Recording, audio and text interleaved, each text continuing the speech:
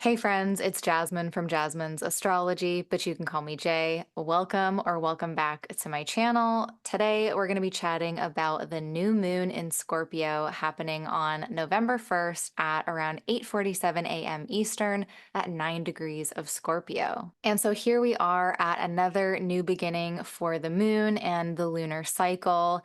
The moon is going through its monthly rebirth, its renewal, its reemergence, and it's also a time when we get to apply those qualities or that symbolism to our own everyday lives, our own lived experience. And we can make that especially personal by looking at the house where the new moon is taking place. So, this time around, of course, we want to look at the Scorpio house and determine in what area of life and in regards to what topics and relationships are we getting this cosmic opportunity to hit the restart button to refresh and begin anew. It doesn't necessarily mean that we're totally starting from scratch. Like you could be having a new moon in your 10th house of career, and that doesn't really mean that you're going to be starting a totally new career. I mean, you could, but what's more likely is that you're going to be starting some kind of new project, or you're going to be learning new skills for your job, or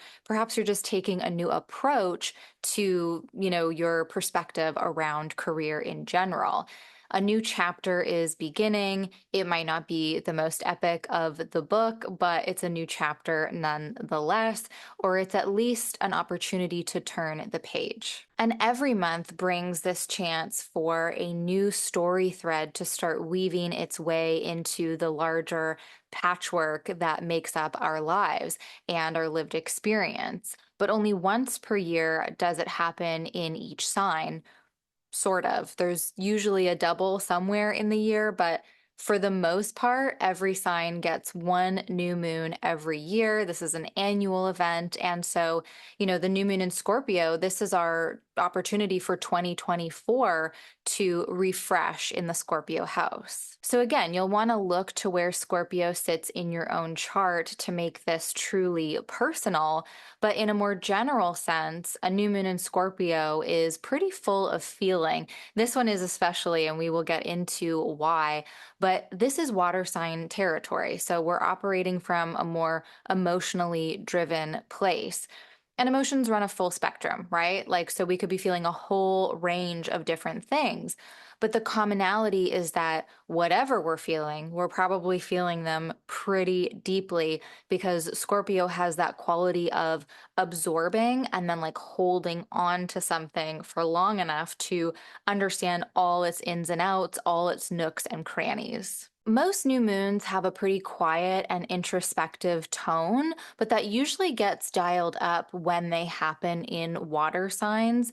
So there's definitely a reflective and a ruminating or like a mulling over kind of quality with a new moon in a water sign.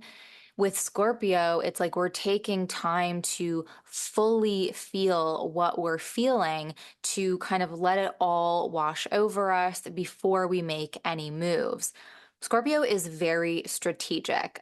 Think about the scorpion, which is the animal associated with the sign of Scorpio. A scorpion does not chase its prey, it waits for the precise, perfect moment to strike and make its catch. Creepy. But my point being is that action does come with Scorpio, but not before the right moment is found. And that is not to say that Scorpio always gets it right. Definitely not. But there is that sense of contemplation. The movement is deliberate and measured.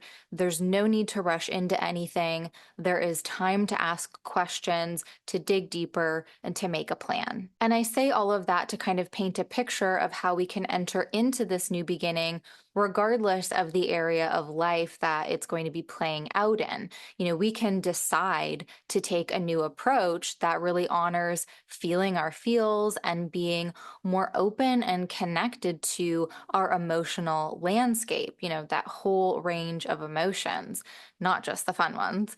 And we can remember to slow down and give ourselves space for observation and research, time to get into the darkness and rattle things around, stir things up, so that we can really see what we're working with.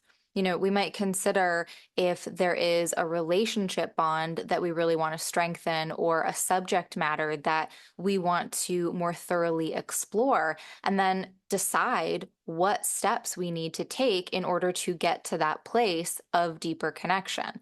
And all of this, again, is going to be especially relevant in that Scorpio house. And I keep using that word decide because this is a very Mars word. Mars wants to decide and do.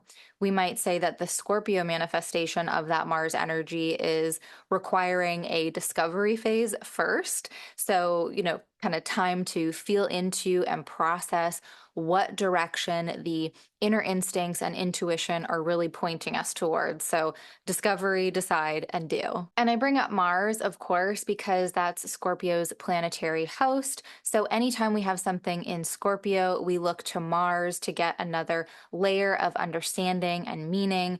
And Mars, as I have talked about so much as of late, is currently moving through Cancer, and it is going to be nicely configured to that moon because Scorpio and Cancer form that really cooperative, really supportive trine aspect. So there's a cooperative conversation happening between the moon and Mars. And on top of that, they're actually in each other's places. We've got Mars in the sign of the moon and the moon in the sign of Mars.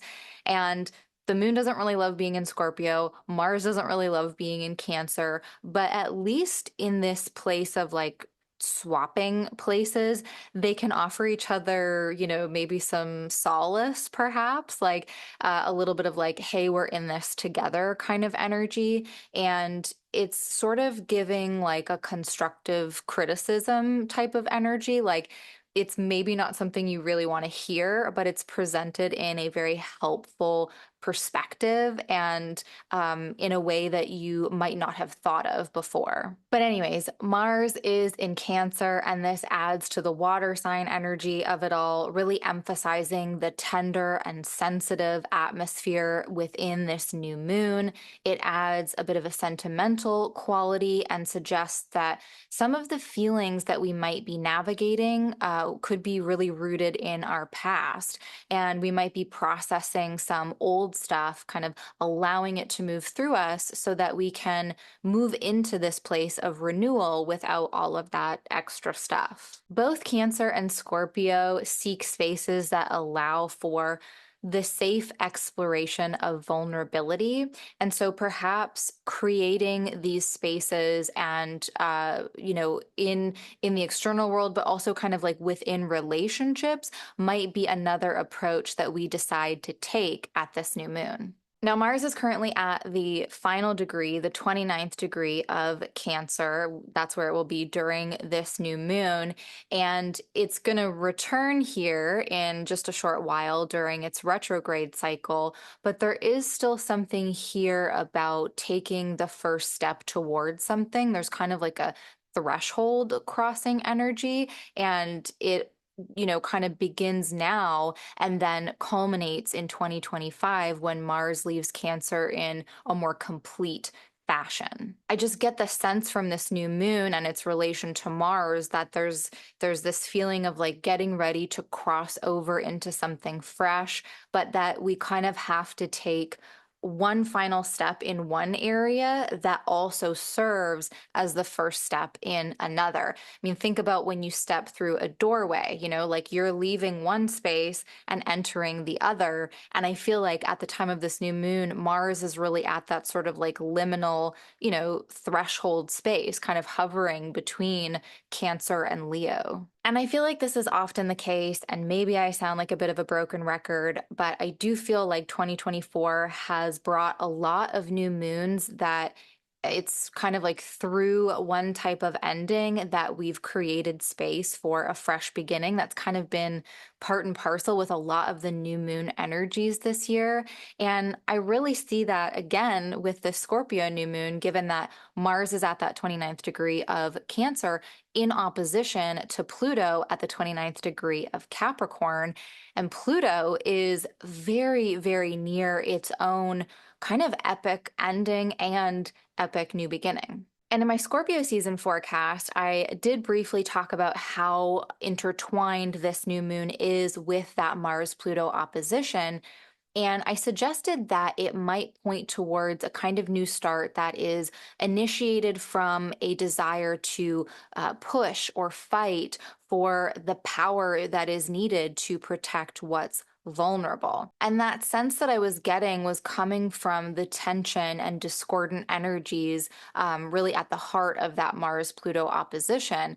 That kind of conversation between them across signs really brings power dynamics and power struggles into focus. So I was considering how that kind of fractious energy, in combination with signs that really prioritize safety and security, Cancer and Capricorn, how that might create conditions where the new approach that we decide to take at this new moon is really born out of wanting to take back control, take back power over a particular situation, wanting to assert ourselves, assert our independence, and to ensure a certain level of protection in that area of life in doing so. And while I do still think that that could be the case, there still could be a very contentious and combative quality to this new moon, whether it's subtle or more overt.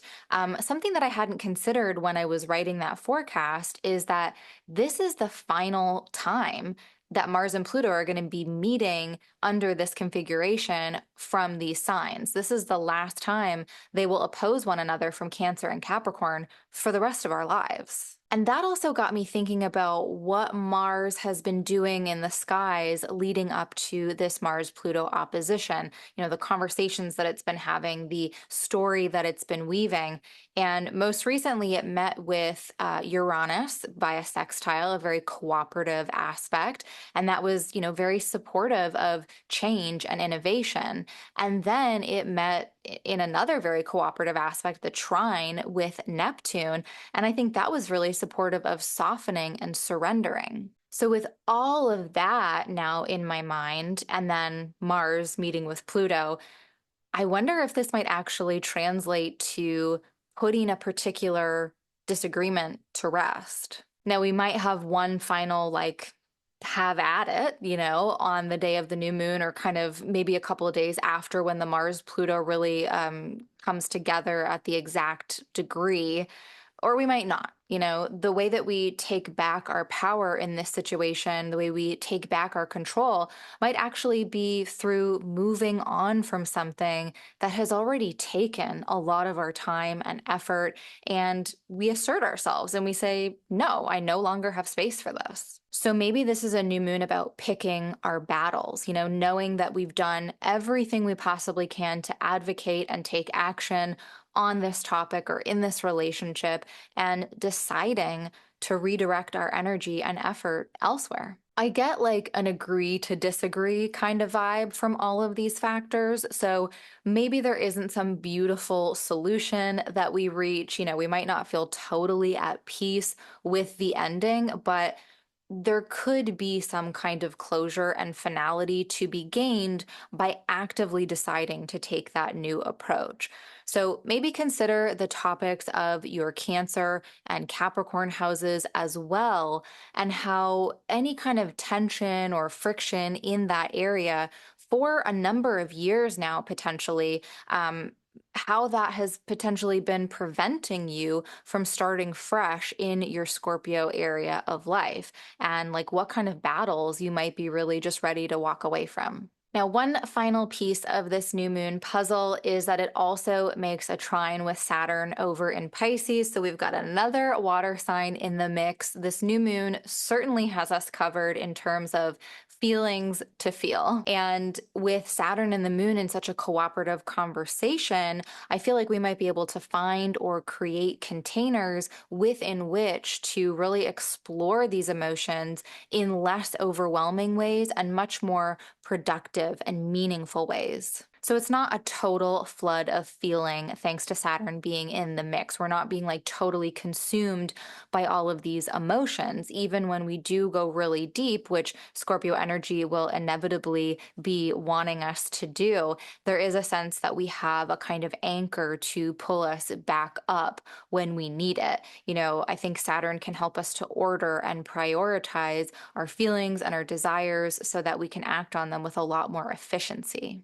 Saturn can also potentially help to temper some of that heat and friction from Mars and Pluto because Saturn can be very cooling and it's in a water sign, which offers some cooling energy as well. It might also offer some clarity in terms of picking the battles and what new approaches to take in that sense. And it'll certainly offer a greater understanding of the longer term picture and sort of the responsibilities associated with any of our new moon intentions and dreams. All right, that's all I've got for this video. I hope it has been helpful. Let me know in the comments if you have any questions or need any clarifications on any of this stuff. Where is the new moon happening for you? Are you going to be doing any lunar rituals? Let me know. I would love to hear about it. And thank you so much for watching, everyone. If you do enjoy my content, please make sure to like and subscribe. It's super helpful and it's super free. And I'll be back soon with other astrology insights and more cosmic chit chat very soon. But until then, I'll catch you in the cosmos.